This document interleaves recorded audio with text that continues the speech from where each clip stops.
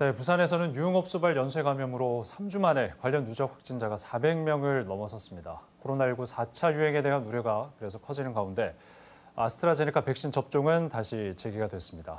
코로나19 관련 소식, 대한가정의학회 코로나19 비상대책위원이신 동아대병원 한성호 교수와 자세히 짚어보겠습니다. 교수님 어서 오십시오. 네. 예, 오늘도 40명 넘는 확진자가 나왔습니다. 수십 명대가 유지되는 게 며칠째다. 이걸 세는 것조차 지금 의미가 없을 정도로 확산세가 꺾이지 않고 있는데 이 정도면 4차 유행을 준비를 해야 되는 걸까요? 어떻게 보십니까?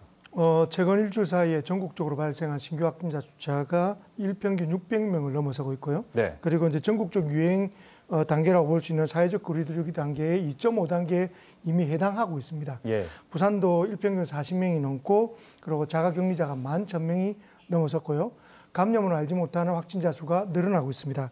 저는 개인적으로는 4차 유행이라는 표현보다 지역사회 감염이 일상화되었다. 이제는 그렇게 좀 더 심각한 표현을 일상화되었다라는 표현이 어떻게 보면 좀 더 걱정스럽게 그렇죠. 와닿기도 하는데 지금 이 흐름을 좀 끊기 위해서 어떤 조치가 가장 시급하다고 생각하십니까? 지금까지처럼 확진자의 동선을 따라가는 어떤 소극적인 방역보다는 이제는 생활 속 방역, 다시 말해서 개개인이 본인이 조심하고 방역 지침을 잘 따르는 것이 더 중요한 그런 단계이다라고 생각을 합니다. 알겠습니다.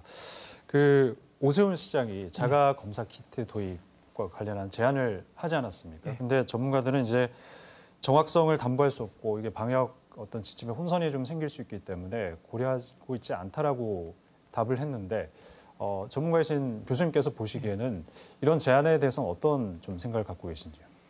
우선적으로 생각하면 자가 진단 키트를 이용하면 집에서도 할 수 있고 직장에서도 할 수 있고 금방 또 이게 결과가 나오기 때문에 편하다고 생각할 수는 있지만 코로나19 진단 키트는 신속 항원 검사법이라는 걸 씁니다. 이 검사의 민감도가 굉장히 낮아서 오히려 선별 검사로 사용하기는 부적합하다라는 시각이 사실 있습니다.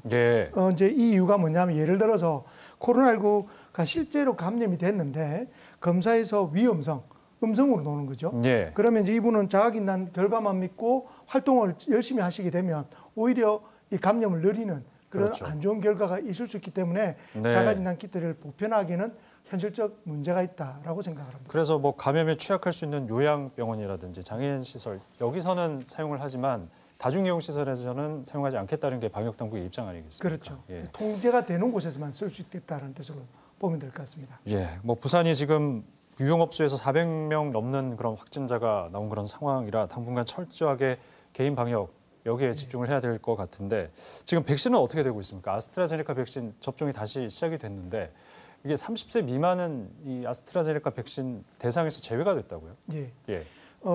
아시다시피 유럽 의약품청에서 발표했듯이 희귀한 혈전의 형태인 뇌정맥동 혈전 같은 혈전의 형성이 결국 코로나19의 아스트라제네카 백신하고 연관성이 있다라고 해서 문제를 제기했지 않습니까? 실제로 이제 가장 많은 아스트라제네카 백신을 접종을 받은 영국 같은 나라에서 30대 미만을 제외하는 결정을 했습니다. 물론 이제 프랑스 같은 일부 국가는 55세까지 미만까지로 늘었지만 가장 접종이 많은 영국의 기준을 따라서 이런 기준을 정한 것 같습니다. 1차 접종에서 이제 아스트라제네카 백신 접종을 한 30대 미만 대상자들도 있지 않습니까? 그럼 이분들 같은 경우에는 2차에는 접종이 어떻게 되는 건가요?